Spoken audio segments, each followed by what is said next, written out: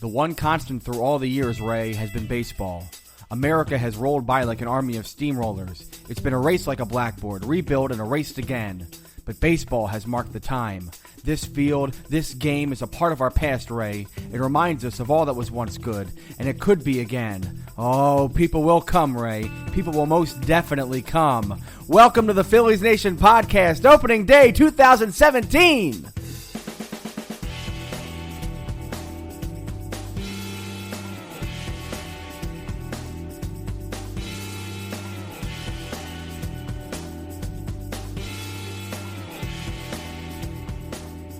Yo, Phillies Nation! Welcome to the Phillies Nation Podcast. My name is Tim Malcolm. I'm the editorial director of PhilliesNation.com. It's opening day 2017. We have made it. We're here. The Phillies take on the Cincinnati Reds today at 4:10 p.m. at Great American Ballpark in Cincinnati. We'll get to that in a bit. But first, the Phillies Nation Podcast is available on iTunes, on SoundCloud, on Stitcher, on Spreaker, on iHeartRadio, TuneIn Radio, and at YouTube, youtube.com/Phillies Nation. Also, you can find Phillies Nation on Twitter at Phillies Nation, on Instagram at Phillies Nation _. Apparently, somebody took the Phillies Nation account on Instagram, so it's Phillies Nation _ at Instagram. And on Facebook at facebook.com/Phillies Nation. We'll be live tweeting today's game at Twitter. We'll be live tweeting a lot of games on Twitter, obviously. We'll be doing a lot of Instagram stuff during the year. Just keep following us because a lot of great stuff. We're going to be churning out hot takes for all to see this season. So on Saturday, I ran the Phillies 5K. I live in New York, and I drove down at 5 in the morning to go down to Philadelphia for the 5K. And it's a really great event. They have a lot of Phillies folks who come and take part in it. Scott Fransky and Larry Anderson are there to kind of heckle the runners as they run past on Broad Street. Dan Baker does the PA announcing, which is great because you listen to Dan Baker, kind of get you ready for the race. And Tommy Green, old friend of the podcast, old friend of the website, I should say, was there at the turn for the home stretch to kind of slap everybody's hands and say, hey, good, you got it, you're good. It was really a fun event. It was cold. My toes were numb in the beginning as I stood there at the starting line. I think we waited for about 25 minutes to get going, but once we got going, the toes started to heat up a little bit more, and it got nice running weather. It was a little sunnier in the beginning of the run, and I think the weather sort of cooperated for all of us. So it was a really great day. But after the race, the Phillies allow you to go on the field and take a little walk around the warning track at Citizens Bank Park. And that's, I remember as a kid walking around on the warning track at Veterans Stadium, typically for PAL night, Police Athletic League night at the Vet. And then there'd be Kodak Photo night where we would get to actually stand on the field itself, quote unquote field at Veterans Stadium as it's AstroTurf, but actually stand on the turf and, look at players and shake players' hands and take pictures with them. And that was always a huge thrill for me because I always wanted to be on the baseball field. And while I'm in my 30s now, it's totally still a amazing thrill to be standing out there on the field. And as I walked onto the track for the first time on Saturday, I knelt down, I picked up a little bit of the dirt there on the warning track, and I kind of smoothed it in my hands, and I smelled it a little bit. And you can smell the wind coming off the grass. And it's something that you don't get in other places. I have a pretty decent sense of odor, I think. And at springtime especially, I smell grass and I think, oh, it smells like a Sunday at Augusta National. It smells like a golf course. But there's something different about a ballpark and the grass at the ballpark and how that kind of hits your senses. It makes me feel really excited, but also calm and also a little romantic. And as I was walking around and looking around the park, and it seems small when you're there at first, at the level, at first person, it looks really small, the park. But as I'm looking around and I see the infield and I see the fences and all that great stuff, I'm thinking to myself, man, we're here. And there's nothing better than this. Baseball's here. For the next 6 months, we get to every single day go nuts about whatever's happening with our Phillies. We have 162 games ahead of us. And that's awesome, right? Football, you get 16 games. Basketball and hockey, you get 82 games or what have you. You get 162 of these in baseball. It's every day something new. Every day something amazing. And to be able to be on that field and to see what is about to happen and to see everything is ready to go and looks beautiful again and spring is here and it's starting to get warmer out finally, you just feel this great sense of renewal. And the cliches are real, right? The cliches are always real at this time of year. There is renewal. There is a clean slate. There is hope. The Phillies might go 75 and 87 this year, which I think they will probably do somewhere around that. But who knows? Maybe they win 81 games. Maybe they make a run. Maybe they compete for a wild card berth in September, and we're hanging on every single pitch that Aaron Nola throws in September 13th. Wouldn't that be amazing? That'd be amazing. I don't know if it's going to happen this year. I don't believe it's going to happen this year. But right now, I believe it's going to happen this year. And that's the great thing about baseball. Because right now, on this day, this very day that they give you, you can believe. You can hope. Everything is new. Everything is wonderful. And so that's why we do this. That's why we talk about it endlessly. That's why we write about it endlessly. That's why we have our games that we go to and we run these races on a Saturday in a cold April day in Philadelphia because we get 4 free tickets to a Phillies game later on in the week. I'm going on Saturday. It's going to be amazing. It's my baby's first baseball game. It's going to be incredible. And that's what we do. And that's why we do this. As for the 2017 Phillies and what we can expect going ahead, as I said, 75 wins is probable. It's likely. Maybe they get to 81 and shock some people, but maybe they finish at 68, 69 wins, and that's not what we hoped, but I think we're trending upward finally. Even if they win 68 games, we're trending upward. We have a lot of young players who are going to really make us excited over the course of the season, and some will fall, but some will do well. J.P. Crawford should be up sometime mid-season. Nick Williams hopefully gets up here around then, if not maybe by September 1st.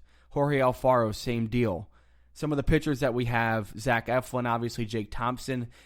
Eflin, by the way, is on the DL because of his injury last year. They're just starting him on the DL, but hopefully they come back to the team this year and do some really great things. Mark Appel, we'll see what he does. Ben Lively, Nick Pivetta. There's so many players that are in the lower levels that are ready to make their way up. There's a lot of excitement here in Philadelphia. For the first time in years, we have a very exciting team in Philadelphia. They might not be great. They might not win a lot, but they are going to be exciting. Even today, when we don't have all those prospects playing on the field today for the Phils, there is exciting things to watch. Maikel Franco, can he become the power hitter that we hope he can become? Michael Saunders, Howie Kendrick, while they're veterans, they bring this new level of professionalism, of consistency to the team. Hopefully they hit the ball well. Same thing with the pitchers. Aaron Nola goes on Saturday. Can he come off that injury and be effective and go 7 innings and be what we hope he can be? Vince Velasquez, he goes to the home opener on Friday. Is he going to be shut down Vince Velasquez? Can he strike out 10 guys in a game but also not walk more than 2? I hope. We hope. But that's what we have. We have hope right now because we do have players that we can hope on. So that's really the great thing about today and about this season because in 2015, what did we have to hope on? We got Maikel Franco midseason, and that was great. We got Aaron Altherr late in the season, and that was really nice. But that was it. Aaron Nola as well. I should mention Aaron Nola came up in 2015. And that was great too. But that was it. 2016, Jared Eichhoff really got himself going, and some of the other players that we saw come up got themselves going. But now it's really starting to move, and we don't have the relics of 2011 or 2008 or whatever on this team anymore. Ryan Howard is not here anymore. Carlos Ruiz is not here anymore. Love those guys. Hope that they do well in their futures. Hopefully Ryan Howard finds a job sometime soon here. But we have a new team. It's a fresh start. It's a beautiful thing. And I really can't wait to get it going. 4:10 p.m. today is the game. Jeremy Hellickson on the mound for the Phillies. Scott Feldman on the mound for the Reds. The most likely Phillies lineup is Hernandez leading off. Kendrick 2nd, Herrera 3rd, Franco 4th, Saunders 5th, Joseph 6th, Rupp 7th, Galvis 8th, and then Hellickson Let's get a win today. And let's get a couple more wins this week so that by the time we go on the podcast next week, I can talk about our 500 Phillies or maybe our 4-2 Phillies or something fun like that. If not, it's okay. It's totally great because it's an exciting season. But let's do it. Let's get some wins, and let's start today. As far as the show today, we have Matt Breen coming on from Philly.com, the Philadelphia Inquirer, Philadelphia Daily News. He's going to talk about growing up as a Phillies fan and how he transitioned that to becoming a beat reporter for the Phillies and how he has to sort of get rid of that fandom to be able to be a beat reporter. Really good conversation with him. He's a really great guy. We'll have that in a little bit. And Mike Sadowski from PhilliesNation.com is here to talk. He's going to talk with us later about the 2017 Phillies. But he will start talking to us right now about opening day. I'm here with Mike Sadowski of PhilliesNation.com, and it is opening day, as we had talked about, obviously. We know it's opening day. It's today. And, Mike, how excited are you for opening day today? I'm very excited, and I always get excited for opening day, but I feel like I'm pretty excited right now because I really think the Phillies are not going to make noise in the sense that they're going to go and take the National League by storm. But I think there's going to be more people talking about this team. I think there's going to be more people interested in this team. I'm certainly more interested in this team than I was even 2 years ago. But I really think it's going to be a better year, and it's going to be a more fun year. Well, you've been to a bunch of opening days, as you told me before. What is it about opening day that is just such a great thing every year? It's just being in the parking lot is just it's a fantastic feeling. Everyone, you look around, everyone's smiling, and I know Philadelphia gets the reputation for being curmudgery or curmudgeony or whatever, and never heard mean. Never heard that in my life. Yeah, just being mean and nasty. But you go to opening day, and everyone's happy. You look around, and people are high-fiving each other. People are talking about their favorite memories of the Phillies. There actually are good memories of the Phillies now. It's a whole lot better than any other day, just because people are actually positive. I mean, there are going to be times when someone's going to say, "Oh, well, great, we're about to watch another 70-win team," blah blah. But you know what? Who cares? It's opening day. You're not at work, and that's another great thing is that it's always during the day. So everyone is off. Everyone's skipping work to go there. Hopefully by taking a PTO day beforehand, and not trying to skip out sick. But I mean, it's everyone. You're not at work. You're at a baseball game. There's really not that much bad that can happen when that happens. That is definitely the best feeling. I've been to a couple opening days myself, home openers, and an opening day in 2010. But you've been to, I think, like 13 or so. What opening days stick out for you in your live opening day viewing amusement? There's been a bunch. Since like 1996, I think I've been to like 13 or 14 opening days. And I'll tell you, the first one I was at is my friends and I was in college in 1996, and my friends and I were big baseball fans. Some were Phillies fans, not all Phillies fans, but we always thought, hey, you can't get tickets to opening day. It's always full. It's always sold out. It's a pain in the butt. But if you remember in 1996, the Phillies home opener actually got postponed because it was snowing. So they played it the next day, and then me and my friends didn't have anything to do because we're in college. And we decided, hey, well, we'll take a drive down, see if we can just walk up and get tickets. And sure enough, we did. And I think it was only 40,000 people at the Vet. But my favorite thing from that game is the fact that that was the first year that they were trying to move Darren Dalton to left field. And I swear, like, I think Schilling struck out the first two guys.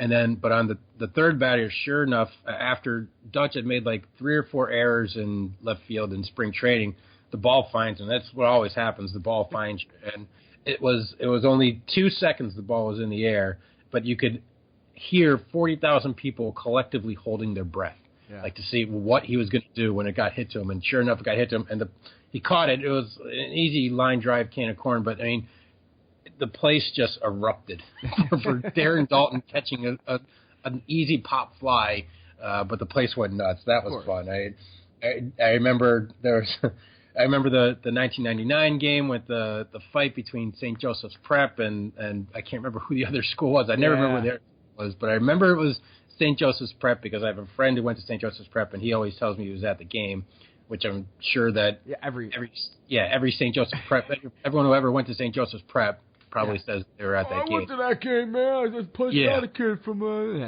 Exactly. Well, I think when you're St. Joseph's Prep, you're probably talking more like, well, yes, I was at that game. It was better.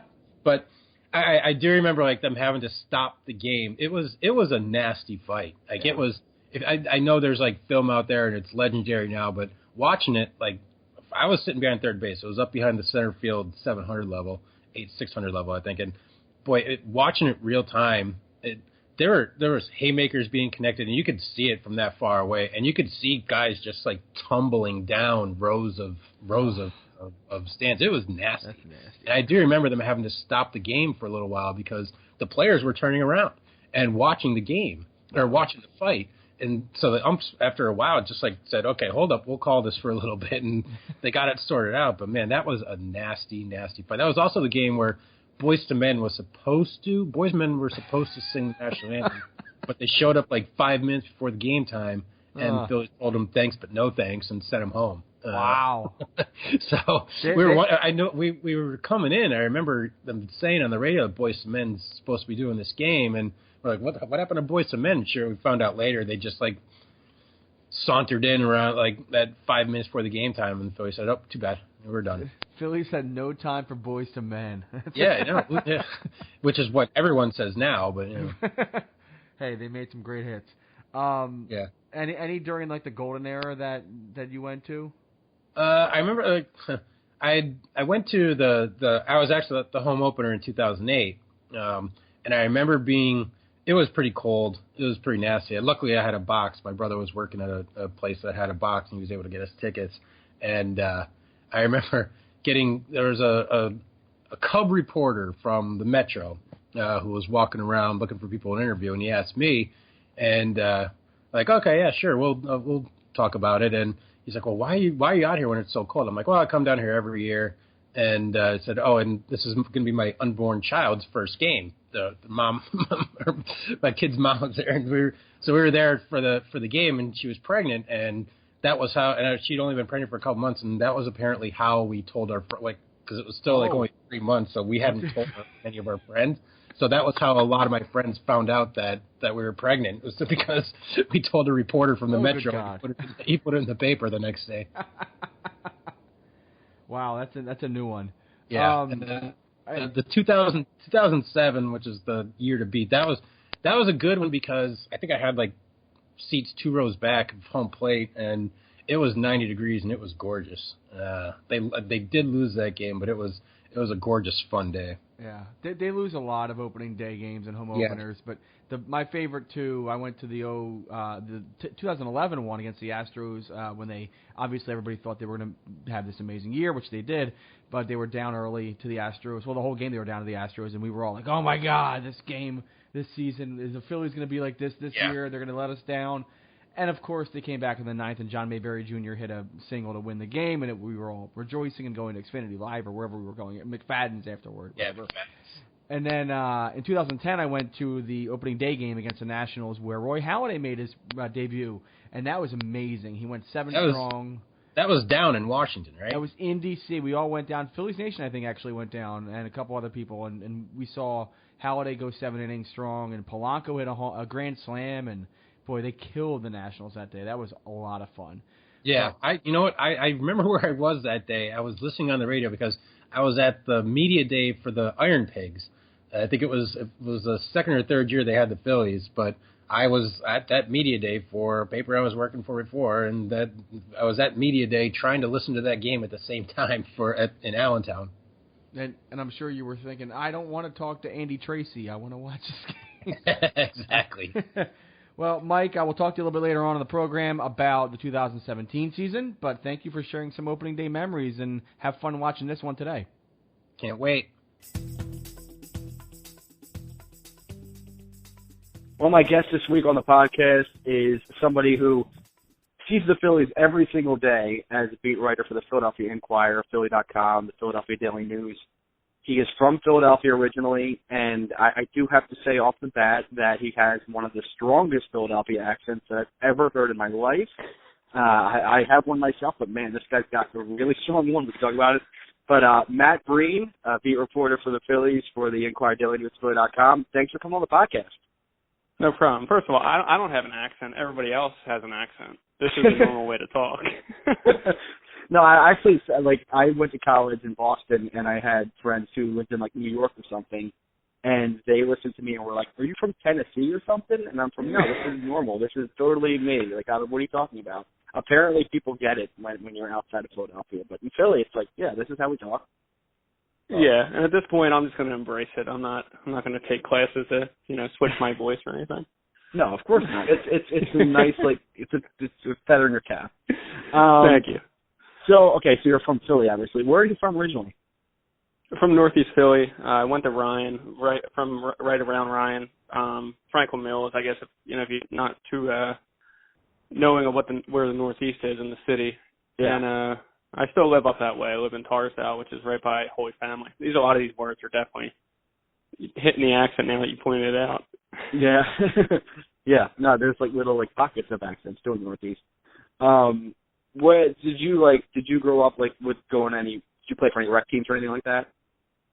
Yeah, I played for almost the CYO teams at St. Martha's, which is the grade school I went to, and then club soccer and youth baseball and stuff in the neighborhood. But it was mostly CYO is what all the kids played, and that actually ran. If you weren't good enough to make teams at Ryan, they had CYO basketball teams you could play with in high school, and that's what most of me and my friends all did. Okay. Well, if you don't mind me asking, what year were you born? 88. So I graduated high school in 07. We won the high school CYO basketball championship in 2005. I was one of the best players on the bench. I played about 3 minutes a game. Nice. And I would come in. My dad was the coach. I always say I was the first coach's son that ever was a bench warmer. So I'll give my dad credit. He was fair. I didn't deserve to play, so I didn't play at all. Did he tell you before the games, you're not good enough? I'm sorry. I just knew it. I mean, okay. It's not like I was complaining when we got home. I understood my role. I came in, I shot some 3-pointers, missed them, went back to the bench, and was happy when we won. Okay. And my dad was a coach. I played for the Portsmouth Leprechauns as a kid. Okay. And my dad was my t-ball coach. And I think he actually kept me on t-ball for an additional year so I could be the best player on the team. T-ball, by the way. Okay, so what was it like? Growing up in the Northeast, that area, where did you guys did you play a lot of stickball and stuff like that, or did that kind of stuff, or what did you guys do? Yeah, we played stickball, wiffle ball. Played wiffle ball a lot in the summertime. Right in front of the house with 2 driveways, and there's probably a core group of 10 of us that would come over and play. That's the memory. When we get together now and we talk about stuff we did, that's the one that sticks out the most. Yeah. And we went to a lot of Phillies games in the summer. Our dad would take us, but then by the time you hit 8th grade or 9th grade, and I had an older brother, so we would figured out how to take SEPTA to get to the game, and that was cool. Yeah. Just to be able to, it would take an hour and a half, but you felt cool being able to go to the Phillies game by yourself. Yeah, and you could stay the whole game if you wanted to. As long as the train was running, it's fine. Exactly. We get there early for autographs, and then stay after for autographs when the players are pulling out of the lot. And yeah. It was a lot of fun. I remember being at the vet as a kid. This is before I was able to go by myself, but being at the vet and the kid waiting for an hour after the game for autographs at the driveway, and getting Mike Williams' autograph, and I was going nuts. This was oh my God, Mike Williams is gonna be a star. It was Robert Person. I had 8 Robert Person autographs. I was all right, I really don't need your autograph anymore, sir. Thank you. Robert Person. He had a great year in 2001. Come on. He did. Okay, so you were 5, I guess, 4 or 5 when the '93 team did their thing. Do you remember at all that team, or was what was the first team that you really remember? That I have a Rain Man memory. So that really is the first memory I have. And my dad took us to so many games that year, and it felt like we were at the vet every single day. Every weekend we were going down. I remember my mom and my sister went on vacation that summer to Pittsburgh, and my dad's got 2 boys at home. What else is he going to do besides went to 3 straight Phillies games? Who were actually playing the Pirates that weekend, and I remember getting the clubhouse shirt when they won with the Phillies logo going through the baseball diamond. Oh, yeah, at the kindergarten the next day, and that was, all I knew then was, the Phillies were really good. Yeah. And we had a lot of fun that summer going there. I would say, realistically, we probably went about 30 games, which is, a ton of games to go to, and always sitting in 700 level. Wow. Were you at all sad when the Phillies lost the World Series? Do you remember that feeling? Do you remember? Yeah, it happened so late at night, so I think I was awake for it, but I probably fell asleep. That's like the one memory I don't have exactly. Like I know that how my dad reacted to it, but I don't remember if I was actually up. My memory from the playoffs is I think it was game 1 of the NLCS at the Vet. My dad actually went to the game with his friend, so my mom let me and my brother stay up, as long as we could. And I just remember Kurt Schilling striking out the side, and I think the first 2 innings, and watching that. Yeah. That's that's probably the latest memory from the run that I have. But it's just more like going to the game and always, coming home from school in April and we're going to the game, or, going to the first Sunday game that year. And we get all the giveaways. It was like every giveaway they gave away that year we went. It's just, that's definitely when the fanhood, took over. I was in kindergarten, a great introduction to baseball, probably the team that everybody loves the most, the 93 Phillies. So that's where it definitely started. Yeah, that's a perfect introduction to the team. And like you said, the giveaways. I remember as a kid going to the Vet and going to Kodak photo night. Yeah. Like Roger McDowell, taking our pictures. You're like, dude, this is amazing. This is the greatest thing in the world. Did you have growing up? Were there player autographs or any players that you met or anything like that was oh my god, this will be forever? Didn't meet anybody. No, I'm wrong. We met Kevin Stocker at an Acme. There you go. After the season, these guys. He had an autograph signing at Acme. I remember we went to that. I was like, oh my god, I just met Kevin Stocker. Yeah. But Pina Caviglia was my favorite player for whatever reason, and me and my brother, we all had our own favorite guys, and that was my guy. And okay, it was just stuff like that. You look back and it's funny. You think about why why you love baseball, and that's definitely why. Seasons like that.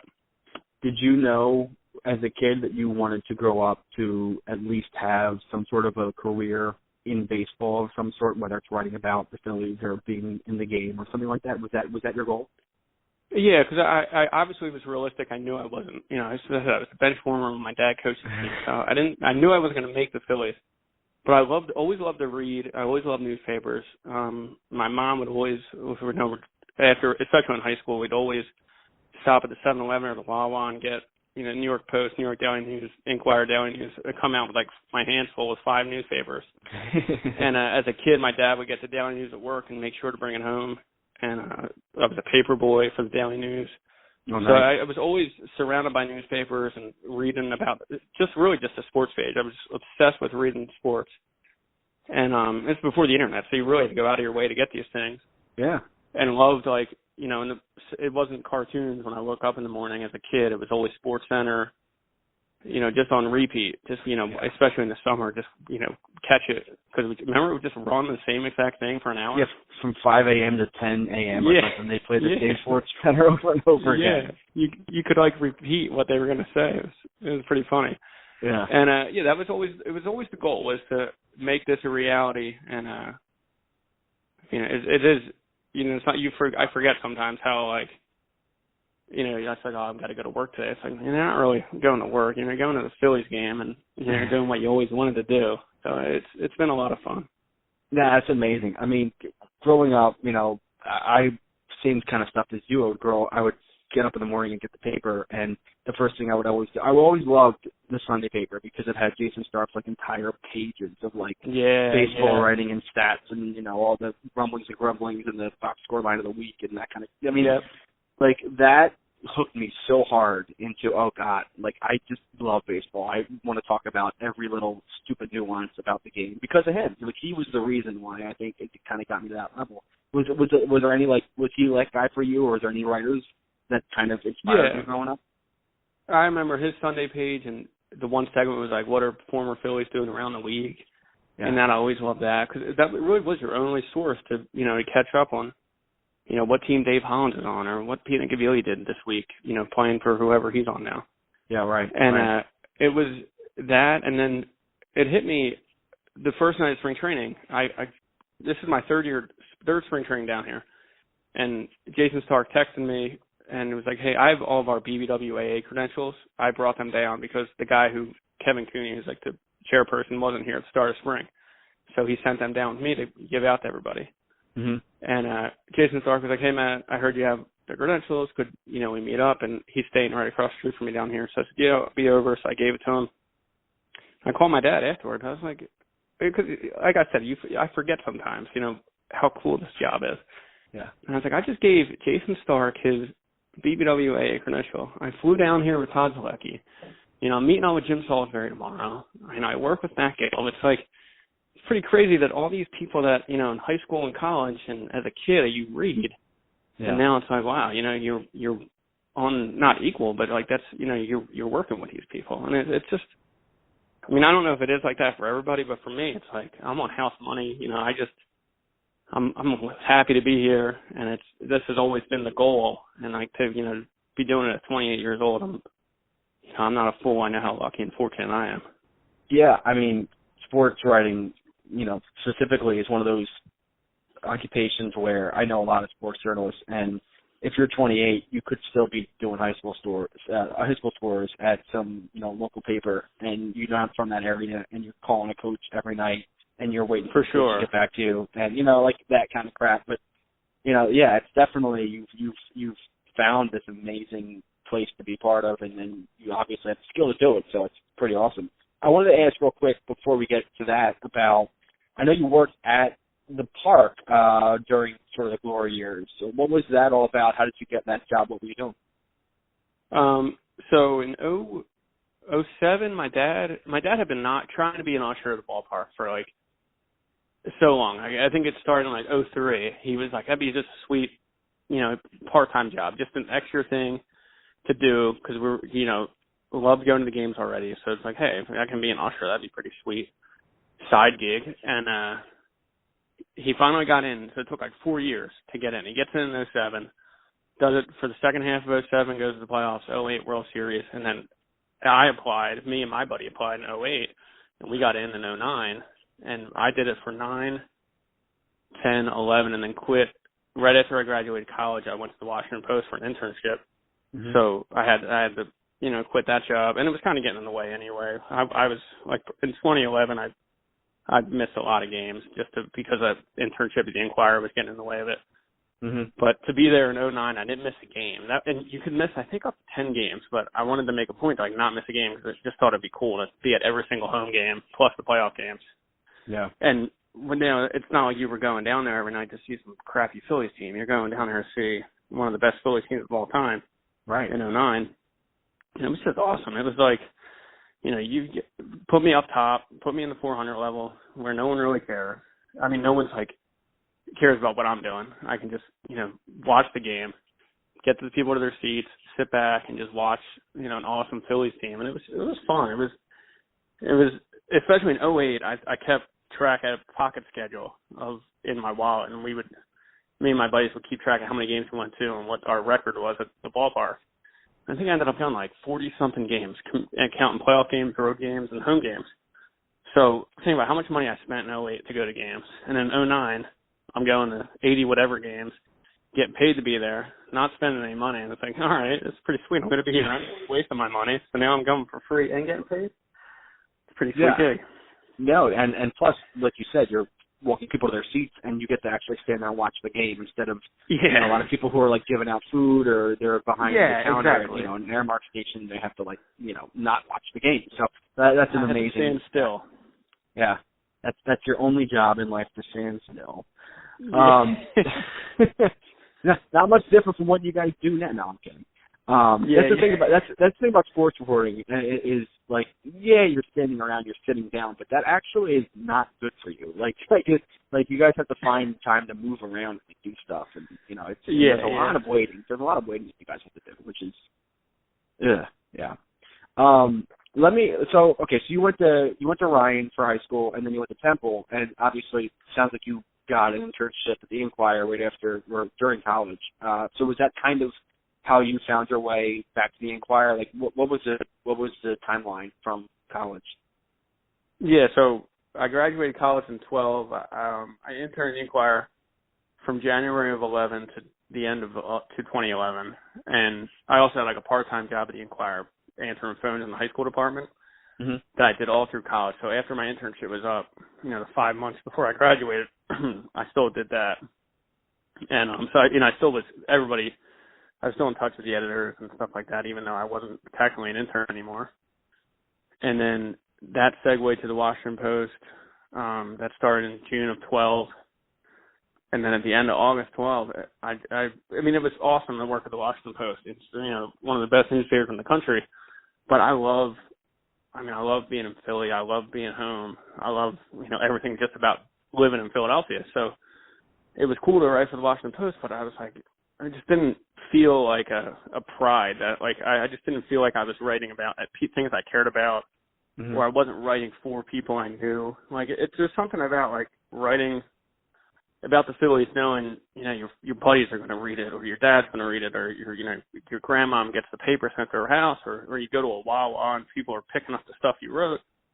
And it's like, I don't know anybody that reads the Washington Post. I don't know people. Like, yeah, it's really cool, but it's like, it's not writing for anybody I know. Yeah. I don't care about the Wizards or the Redskins. So, it was, so I wanted to come home, and there was like some like part-time job that like, that the company was doing. I was like, maybe I'll just do that. It wasn't in sports. I was like, if it works out, it works out. And then my boss, my old sports editor at the Inquirer, called me up with like 2 weeks ago, and he goes, "Hey, we got a full-time high school job, and would you want to do it?" I was like, "Holy crap, this is perfect." And I was like, "Yeah, I'll do it." And it just, I went home, I interviewed for it, came back, told the Washington Post. I was like, "Hey," and the one editor was trying to push me to, pursue a full-time job at the Post, and I was like, I just got a full-time job at the Inquirer. And I got to go home. They let me leave a week early. Started there at the end of August in 2012, and then did high schools for a couple of years. And then February, Gelb left the beat. Right before the 15 season. Jake Kaplan, who was at the Daily News, he came over to work at the Inquirer to cover the Phillies, and I was Jake's backup. Pulled off of high schools to do that, and I just stayed on since. Wow. And now Gelb came back, obviously. And so how does it work with you and Gelb now? Because I know the Daily News Inquirer and the website are all kind of in the same newsroom. So how do you guys work doing the Phillies? Do you guys both going on road trips and stuff like that? Like, how does that job work? We split up. He takes the majority of the road trips. If I did the math, it's probably like 65-35 with road trips. We're never in the same city besides opening day for road trips. Home games once in a while we'll be there together, but we kind of split that up. And it's just it's a nice balance where, he doesn't have to be at every single game, or, I can, give him a break when he needs to. And then it allows us both to work on features and Sunday stuff. The minor league report is something we do every week, so we kind of split that up. And it's great. I mean, working with him, I can take a back seat to him. He's like I think he's the greatest baseball writer right now. So to learn from him and to work with him, for me, is like, it's incredible. Well, and also, Gelb is great. I read his stuff all the time, read your stuff all the time, but the whole beat writing sort of community right now in Philadelphia is really strong. I don't think there's much of a weak link right now in the group, and there really doesn't seem to be for too long if there is. It seems like all the time, all the papers, all the websites have someone really strong covering the Phillies. You must be learning off of everybody when you're out there. Yeah, and as competitive as people are, you couldn't, ask for people to be any nicer either. Like Jim Salisbury and Tom Zielecki and Ryan Lawrence, and these guys are just give you any advice and help you out, especially my first year when you don't know where to go, or you don't know how to talk to people and how to approach things. And it's a really nice group of people to work with, and you learn from everybody, and just you read everybody, you ask questions, tell people I like the way you wrote that, or that was a really good quote. How'd you get that? So it's a great group, and across all the sports really. But working with the Phillies guys, and every day you're picking up something new. Yeah. Now, what's it like being a beat writer for the Phillies when you grew up rooting for the Phillies? Because obviously you got to find a way to be objective, and you don't want any biases to creep in. Or maybe you do. Maybe there's like part of what you're doing and part of your past that kind of are able to meld together. But how does it work for you? Are you able to sort of separate the two when you can? And was it hard for you to do that? Yeah, it honestly wasn't. It happened like on its own. In I said, I was an Inquirer intern in 2011, and for the whole year, and it just became so invested in what I was doing then. With high school sports and like small college football, small college basketball, just like all that kind of niche things, boxing, the things I was writing about that. I kind of like just naturally moved away from the Phillies and like even really following the Phillies in 2011. It was like I just got so obsessed with what I was doing, and you just naturally stop becoming a fan. And it just like my older brother makes fun of me all the time. He's like, used to be, you were the kid that slept outside the ballpark to get tickets in 2007. Now you're not even a Phillies fan anymore. And it's like, no, not really. Like you just naturally lose it, and you have to lose it. You can't. I couldn't do this job with the same mentality I had 10 years ago. That was a Phillies nut. I enjoy, Phillies history and stuff like that, but I don't, like, if they lose tonight, I'm not like, oh man, the Phillies lost. It's like, I don't care. Got to write the story and, do my job that way. But it really just honestly happened on its own. Next thing you know, you pick your head up and, like when they lost in 2011 in the playoffs, it didn't sting the way that they lost in 2009. It was just like, I was at work actually when they lost and I watched a little bit of the game, but I remember leaving work that night. It was weird. Just 2 years from 2009 to 2011. It was like a whole different mentality, and I think that's what you really need to have. Is it, do you still though, like sort of root for some of the players because of their stories and because of how the kind of relationships that you build with some of those guys? Is there anybody in the clubhouse that you're like, I hope that they do well? I mean, I'm sure you hope everybody in the world does well because that's just human nature. But is that still part of the sports reporting for you? Is that you do hope that some of these guys, have successful careers and that kind of stuff? Definitely. I mean, like you get to know these guys on a personal level, and especially you write about them, when they're in the minor leagues coming up, and you see what they overcome to get here. Like, see Tommy Joseph have a great year last year. It's like, it's awesome. A year ago, I was talking to him and drove up to Scranton to talk to him when he was with the Iron Pigs. And, he just got all back from his latest concussion. He's trying to learn to play first base. It's like, I'm writing a story and talking to him, and you're kind of thinking, this guy's probably done. And then a year later, he's hitting 20 homers in the majors, and he's got his life back on track. And it's like, yeah, of course, the nicest guy in the world. So, of course, guys like him, Freddie Galvis, another guy that couldn't be, more welcoming my first year on the beat, Andres Blanco, great guy, Brock Stassi, who, is trying to make the team now, and it's like, you can't not root for that guy or, hope that he does well. But you try to keep it, like, just because, X is a nice guy, it's not going to, you can't, like, be not fair and balanced in your reporting and writing. But last question, and I know that you and Gelb do a lot of sort of history stuff from time to time. You said you like Phillies history. Is there any period in Phillies history, any team, anything like that sort of more interesting to you than others as you kind of look back from time to time? Probably like 64. I got really into that 64 collapse when I was in college. We had a couple books at the Temple Library about the 64 Phillies and about Dick Allen. And I went on eBay and got like Dick Allen's autobiography and just read as much about Dick Allen and Johnny Callison and 64 Phillies as I could. And probably that was the team my dad, if I had the 93 Phillies as a kid, he had the 64 Phillies when he was young, and Dick Allen and Callison were his guys. And you always heard about, like, growing up about Richie Allen and Johnny Callison. But, to go back when I was in college and dig into that myself and, read books and old newspaper clippings. And then, when I was an intern, I sat at a boxing fight with Stan Hochman, who was the Daily News beat writer in 64. Yeah.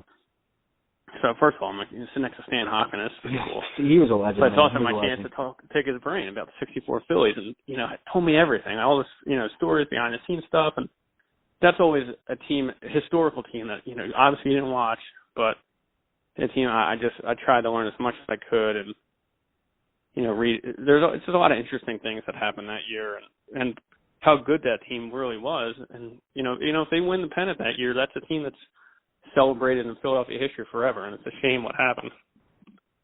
Yeah, and I think the 2008 title helped a little bit in getting people to sort of exercise those demons and think more about how good they were.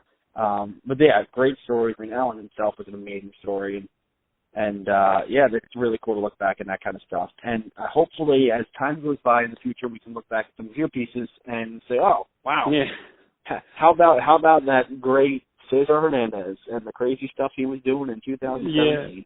Yeah. How about that 2017 Phillies team that shocked the world? That's right. Played 500.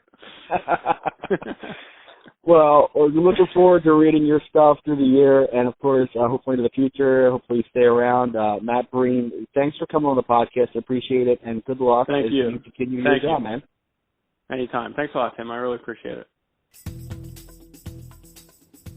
Back on the podcast from Mike Sadowski. We talked earlier about opening day. And since it is opening day, let's talk about the season here. The 2017 Phillies again and what they're going to do this year. And we did some predictions on PhilliesNation.com on Saturday. We kind of think the Phillies are going to be mediocre, a little bit less than mediocre, 74 to 77 wins. I think all of us are in that range. Mike, you were on the 77 line, so a little bit higher than most of us. Is this just we kind of know what this team's going to be this year? This is the most sort of bland prediction ever because we see what we have in front of us and it's not really that exciting or less exciting. We just know what we have. Yeah, I think we know what we have, and that's fine for where this team is and where this franchise is, and for how it was just decimated by 2012, 2013. That's fine. This is where we're supposed to be. This is where the Phillies should be at this point in their rebuild. And it's a rebuild. There's no getting around it. I'm sorry that every team in Philadelphia is going through a rebuild at the same time, but that's where we are. We're at if we get I'm hoping, crossing my fingers for 81 wins. I'm hoping 500. If they're 500, I consider this season an absolute positive success. But it's going to be 70, 75, 76, 77 wins. We think, and my thing is that I think there's more probability that it can go on the downside of that than the upside. But I'm hoping that 81 wins and we go into 2018 feeling a little bit better. Maybe 81 wins, I think everyone says, oh, what's that get you, 500? Well, 81 wins gets you a little bit more respectability and a little more leeway into possibly signing a free agent in the offseason that's going to be able to come in and help, and not Michael Saunders, not Clay Buchholz, but someone actually of legitimate merit and value that would be able to start turning this team around to the next level. Yeah, well, I think for 81 wins to happen this year, a couple things are going to have to bounce their way. They're going to have to get some luck, but also some really great performances. In our predictions, you actually said that Maikel Franco was going to make the All-Star team. He would be the Phillies representative. So you apparently seem to be bullish on him. And Aaron Nola, who you predicted had the most wins. So to me, it sounds like you think he's going to be relatively effective. Are those two guys kind of the key for you? You think they're going to have big years? Yeah, and I think Maikel Franco, there's more at stake with his success to the success of this franchise than anyone else on this team. If he turns into the player that we want him to be, not that even we think he can be, because I don't know if anyone really thinks, but if he turns into the player we want him to be, and that is 30 home runs, between 30 and 35 home runs, and 110 RBIs, and 350 on base percentage. If he turns into that player, then the Phillies rebuild will be hastened. If he's the 750 OPS guy that he's been that he was for last year, and it's not like it was a small sample size either. Every month he was right around like 780, 750 OPS. I mean, if he's 750 OPS, then he's an average player. Right. But and this team is not going to progress as fast as one because it's going to probably have to hit Franco They have him penciled in as a number 4 guy for the next 10 years. Well, that's not going to happen if he's at a 750 OPS. So, I mean, they're going to have to. He's the one guy on this franchise who can really just elevate himself to the point where he can take a team on his back. And I'm worried he's not going to be that guy, but when I say he's going to make the All-Star team, maybe that's just more wishful thinking or wishful hoping and praying. But I'm hoping he comes out of the gate and just really blows the doors off. Maybe he did a lot of work in the off-season to get ready for this. And I think he's got a little more help around him this year than he did last year, because last year he really had nothing. I mean, you would really feel like watching him last year. He would go a good 2 weeks without seeing a pitch to hit, and he'd start getting himself out. So I really hope there were a lot of talks with him this year about being more patient, being the kind of guy who can get the team to that next level. And unless he's able to be a little more patient and unless he's able to wait for his pitch, it's not going to happen. But if he does, and I'm hoping he does, then I don't see why he can't hit 35 home runs. And my prediction was that he hopefully comes out of the gate and hits 20 home runs by the All-Star break and makes a team.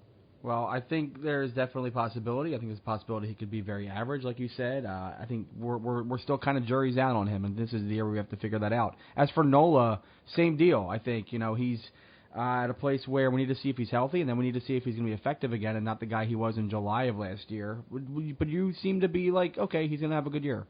I just look at his peripherals, and they were really good last year. And when he was pitching normal, no one knows why he was trying to pitch through that injury he had, but it was sad to watch. It was horrible to watch those last 3-4 starts that he had in June. But those first 2 months he was one of the, peripheral wise and stat wise, he was one of the 10 or 15 best pitchers in the National League.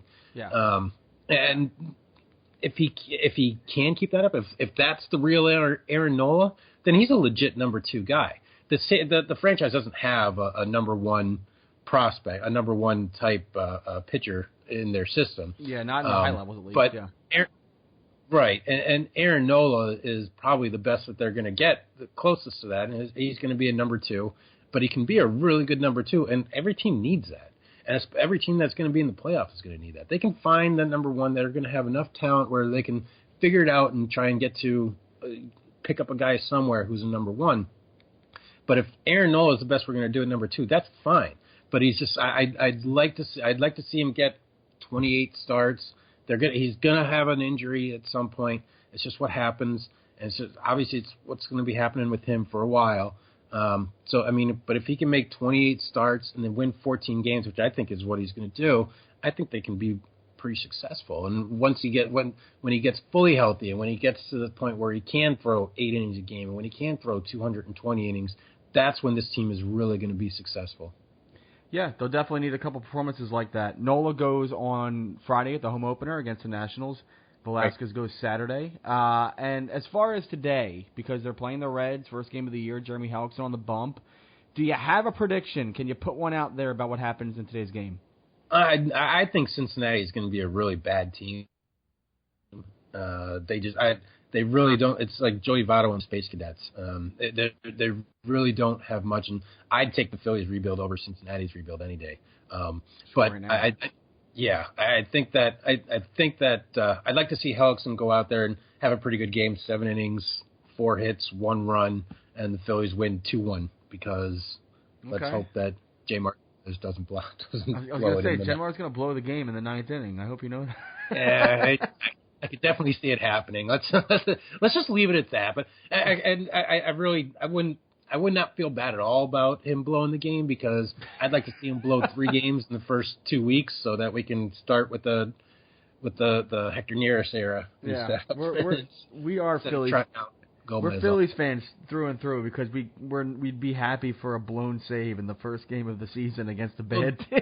Geez, if that's the only thing that's going to get him out of the closer spot where he has no business being, then fine. For a 75-win team, Mike. Well, would have been. See, that's where my prediction for 78 would have been. There's these 3 games that Gomez is going to blow in the first 2 weeks. That would be it right there. Well, Mike, I hope you have fun watching today, and we'll see you hopefully at the home opener. Mike Sadowski, PhilliesNation.com. Thanks for coming on to talk about the Phils. Thanks, Tim. Want to thank Mike Sadowski for coming on and talking opening day and the Phillies with me. Also want to thank Matt Breen for coming on and talking about his Phillies fandom as a child and what he's doing today. Of course, he's at the Philadelphia Inquirer, Philadelphia Daily News, and Philly.com. Read his stuff. He's awesome.